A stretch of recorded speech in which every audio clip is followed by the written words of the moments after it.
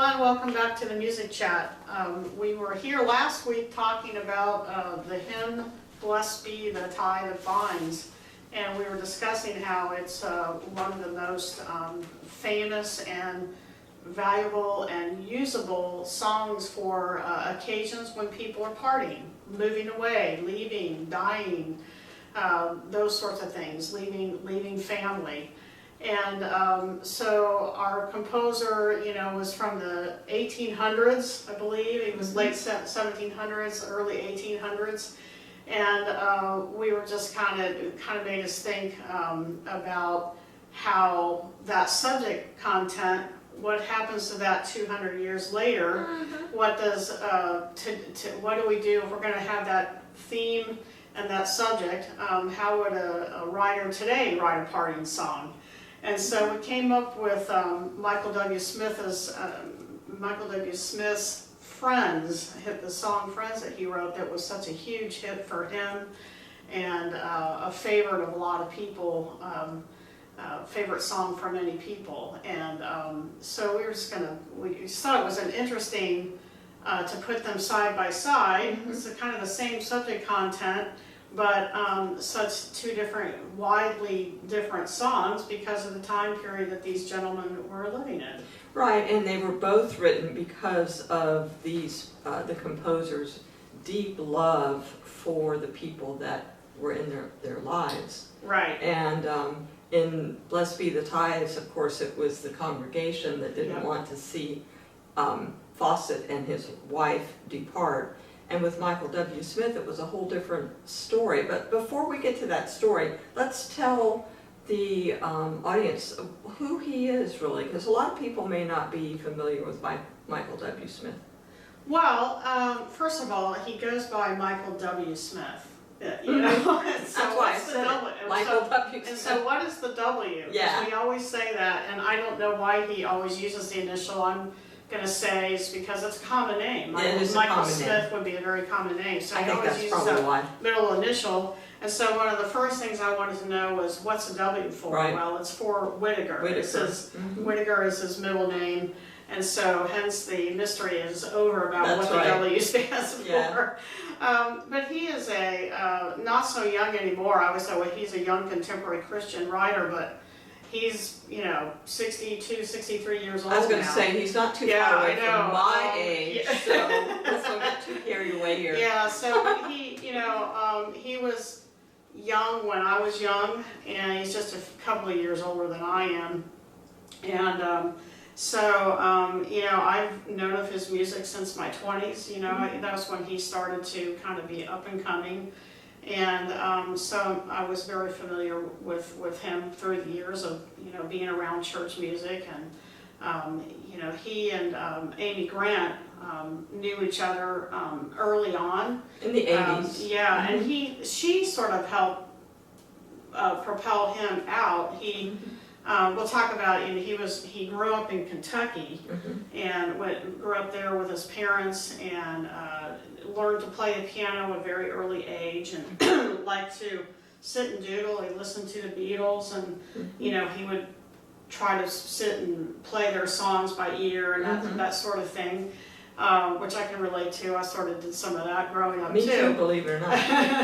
Yeah, and so he played and was involved in church music. He sang in a choir and played for the choir and accompanied for the choir and that sort of thing. And when he got into high school, he had been interested in sports, I think, throughout his childhood. And he had aspirations like a lot of boys do about being a professional baseball player. When he was about 15, that's what he was thinking. And his father actually played in the minor leagues. I didn't know that. Yeah. So he got that love. Playing ball in the yard with his sure dad. That's where that love of it came from. But he, as that dream is snuffed out for many, and he sort of resumed this passion for music, and they were a church family, and so he was raised around the church, and so it was sort of natural that his interest in music and writing sort of went that way. But not right away because after high school, when he went through a Great Depression and Yeah. started abusing alcohol and drugs, and Right. it really kind of went off the not the deep end, but it got to a really low point. He did go to Marshall, was it Marshall?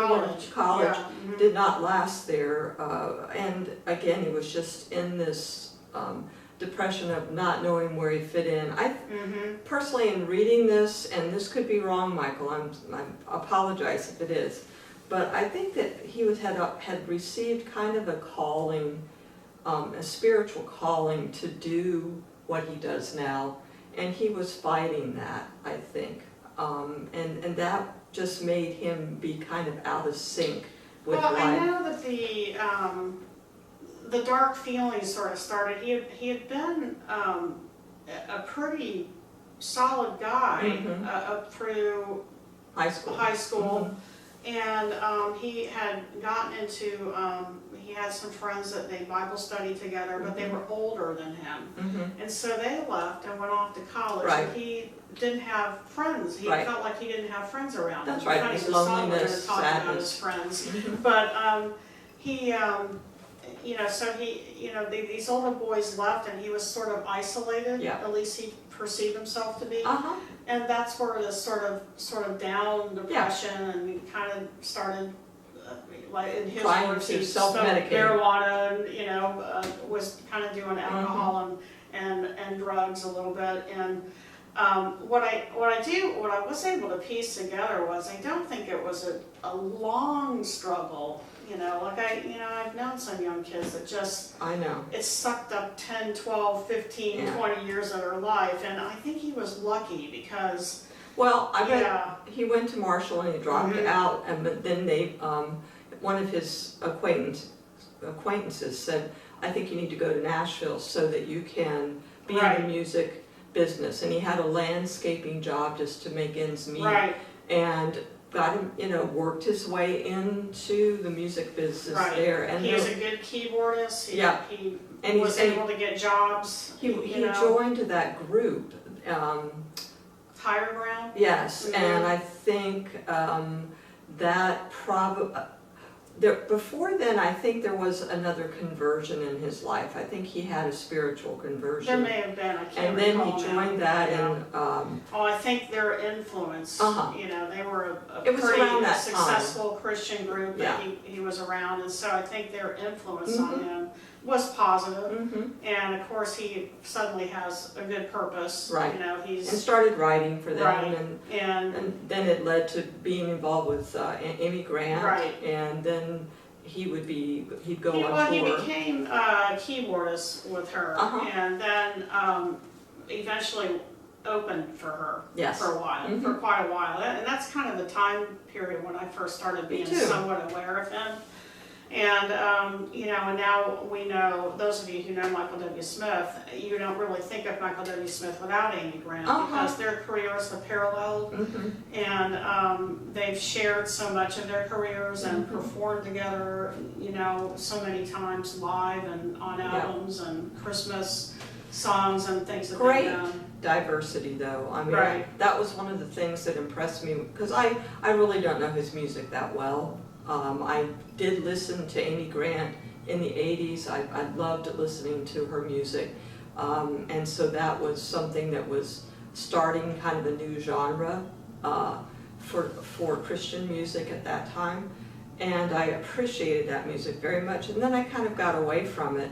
And his music is not something that that I sing a lot. I know that we have a few solos that are performed at church during the holidays and whatever. And this song "Friends" I know is very a standard in the repertoire. But his diversity through the years is vast. I mean, he's done so many different things in so many different media, from movies to albums to lots and lots of Christmas albums, lots and lots of stuff. Right. And he's been very current all the time with his his Yeah, thoughts and I was his saying to you before we lyrics. started the chat, well, first of all, I don't know if we said at the beginning that we are gonna talk more about the song Friends. And there was a little story about how that came to be, and it was one of his earlier famous pieces Yeah, that, it was you know, one of caught his on early to ones. everybody, and we'll talk about the little story about that. But one of the things that I think has made him so successful is that he is a listener of the music that's going on right now. Yeah, that's very in mainstream music. And he, you know, writes in a very current style, and he's able to be adaptable enough to bring some of the current influences over into Christian music that, you know, appeal to young people. And that's what attracted me to his music as a person in their 20s and working with youth who loved Michael W. Smith at that time. You know, that was you know, how I got to know him, was just being around, you know, around youth who enjoyed his music and sort of learning about it through him. But I was young myself, so I liked it too. And he was a great, you know, I'm not going to say a great pianist. It's not like he goes and plays Chopin, but he's a good, solid, you know, he's a good pianist and Composer. A lot like, you know, you think of as Billy Joel and Elton John and the other, you know, he's very versatile and can just sit and play stuff. And Tell them how they wrote this. Yeah, Or so the song Friends. early on in the 80s, early 80s, he was you know, in a group of friends who he and his wife, who I think they were, you know, fairly young married couple by that time, and they had a friend who was leaving the group, leaving the area, moving away. And they, the group was getting together to sort of honor him and have dinner or something, or maybe it was just the two of them were having him over for dinner. I can't remember now, but his wife Debbie said, you know, we should write a song for him. I think his name was Bill. We should write a song for Bill and sing it for him, you know, and tonight, you know? Right. And he's like, really, you know. So she. He kind of put it on the back burner. Yeah, he was like, yeah, sure, we'll write it, we'll send it to him later. But she was like, you know, well, here it is. She wrote some lyrics out, and he took a look, he kind of sat down and, you know, later on and was just fooling around with it. And by the time Bill showed up for dinner, they sort of had this thing going, and they sang it, and I guess there were people there because they were all crying by the end of it, of course. Right. And so later, you know, he said, you know, I think maybe we have something here.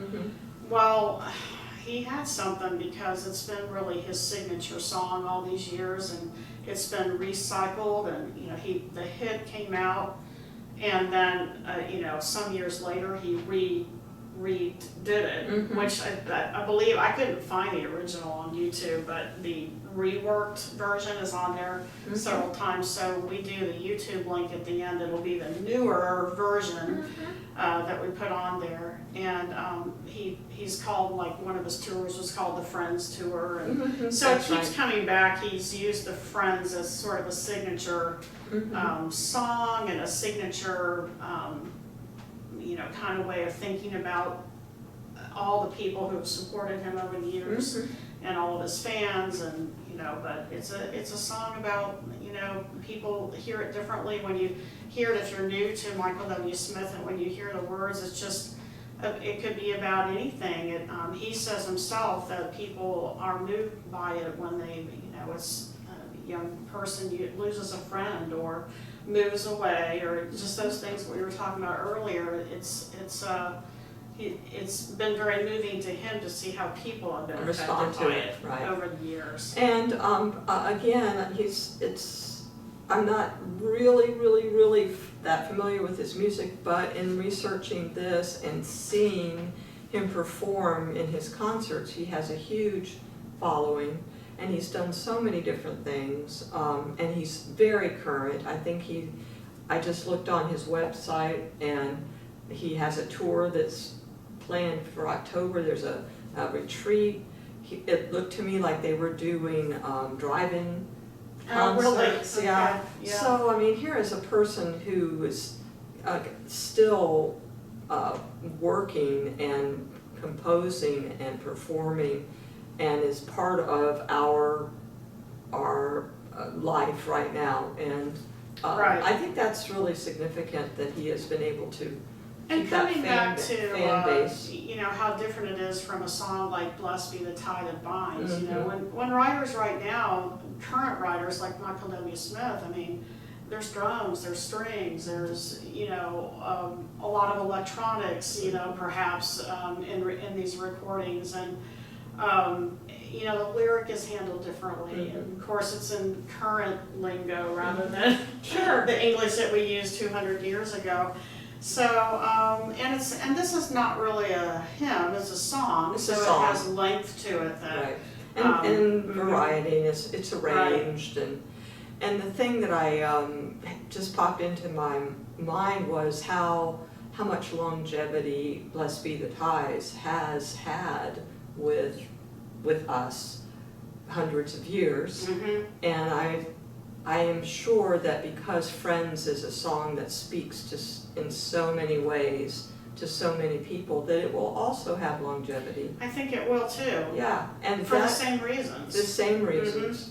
And those things that do last, it's because they have that enduring quality to speak to us in wherever we are. Yeah. And I believe that this one will last as well. Yeah, so, you know, there's probably not a whole lot more to say about that aspect of it. I'd see if there's anything else. The only thing I would suggest is that if you don't know his music or listen to him, he's very available on Apple Music, or if you have Alexa. Right. It's out there, and just the mini Christmas albums. Yeah, and he's lots of performed with albums. not just Amy Grant, but he's written for Sandy Patton Yeah. and Mhm. Kathy Tricoli or Trockley. I'm Yeah. not sure how that name is pronounced. I know she's pretty well known. And we should also mention Yeah. that he was well acquainted with the Bushes, and Yes, that's right.